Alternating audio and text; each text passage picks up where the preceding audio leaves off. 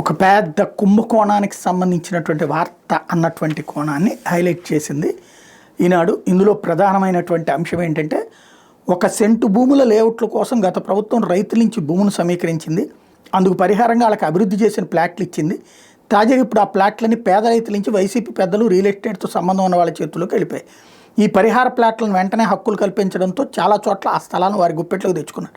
దసరాలో పేరు లేకపోయినా అప్పట్లో చక్కెర నింపిన మధ్యవర్తులతో కథ నడిపించారు. అలా క్రయ విక్రయాలు జరిపిన భూములు 300 ఎకరాల వరకు ఉండగా వాటి విలువ 1500 కోట్ల వరకు ఉంటుందని అంచనా. కొందరు కూటమి నేతలు సైతం ఆ భూముల మీద కన్నేశారు. ఆ భూముల కోసమే కొందరు పార్టీ మారి నాటకాలు ఆడుతున్నట్టు తెలుస్తోంది. ఇది ఒక భూమి మన దగ్గర రోడ్డు వేస్తున్నారు, మన ఇంటి ముందు ఒక 5 గజాలు 6 గజాలు తీసుకున్నారు. దీనికి బదులుగా ఊరి చివరి ఎక్కడో భూమి ఇస్తానన్నారు. అక్కడ ఎంత ఇస్తారు? 25 గజాలు 20 గజాలు ఇస్తారు. ఏం చేసుకోవాలి? అక్కడ 25 గజాలు 20 గజాలతో అమ్మేస్తారు. అది ఒక 5-6 పక్క పక్కన ఉన్న వాళ్ళది కొనుక్కుంటే ఒకడికి ఒక ఫ్లాట్ వస్తుంది. ఇది భూసేకరణలో జరిగే సహజ సిద్ధమైన తంతు. దీన్ని ఒక పెద్ద కుంభకోణం కింద నాకు వర్ణించడం. సహజ సిద్ధ పరిణామాల్ని ఒక విచిత్రమైనటువంటి వ్యాఖ్యానాలతో ప్రజల్ని తప్పుదోవ పట్టించడమే ఇప్పుడు జర్నలిజం యొక్క అలవాటైపోయింది. బేసిక్గా పరిహారంగా ఇచ్చే భూమి అమ్మాలో అమ్మకూడదు, మన ఇష్టం. కానీ వాడెవడో బలవంతంగా గుంజుకుంటే కేసు పెడతారు కదా, లేకపోతే మీడియా ముందుకు వస్తారు కదా. ఎక్కడో ఎందుకు?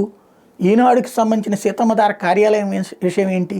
ఒకప్పుడు ఒక అమెరికాకి సంబంధించినటువంటి ప్రముఖ పారిశ్రామికవేత్తకు సంబంధించిన భూమి. అక్కడ రోడ్డు వేసేటప్పుడు కొంత భూమి తీసుకుని దానికి బదులుగా ఇచ్చింది కోట్ల రూపాయల విలువైన భూమిని. అప్పట్లో ఆ సంస్థ యాజమాన్యానికి సంబంధించినటువంటి ఇద్దరికి రిజిస్ట్రేషన్ కూడా చేసేశారు. స్థలమేమో వీళ్ళు లీజుకి తీసుకున్నారు, ఇందులో నుంచి కొంత భూమి ప్రభుత్వం తీసుకున్నందుకు ఇచ్చిన పరిహార భూమి ఏమో వీళ్ళే తీసుకున్నారనే కదా అప్పుడు కేసు.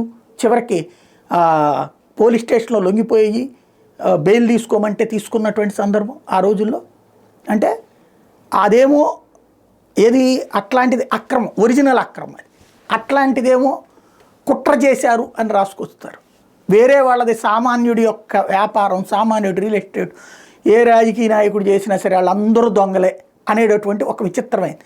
ప్రస్తుతం ఆంధ్రాలో పరిస్థితి ఏంటి అంటే, ఎవడు వ్యాపారం చేయాలన్నా పత్రికలు వచ్చి ఎప్పుడు దాడి చేస్తాయో తెలియదు, మీడియా వాడు వచ్చి ఎప్పుడు దాడి చేస్తాడో తెలియదు. అంటే ఎలక్ట్రానిక్ మీడియా, సోషల్ మీడియాలో ఎప్పుడు పుంకాను కథనాలు వేసేసి దాన్ని చెడగొడతారో తెలియదు. రాజకీయ నాయకులు వచ్చి ఎప్పుడు దాంట్లో ఎలుపెట్టి పెంట చేస్తారో తెలియదు. చివరికి ఇక్కడ పెట్టుబడి పెట్టాక ఏ రోజు దినదినగండం 100 ఏళ్ళ ఇట్లాగా బతికే పరిస్థితి తెస్తున్నారు.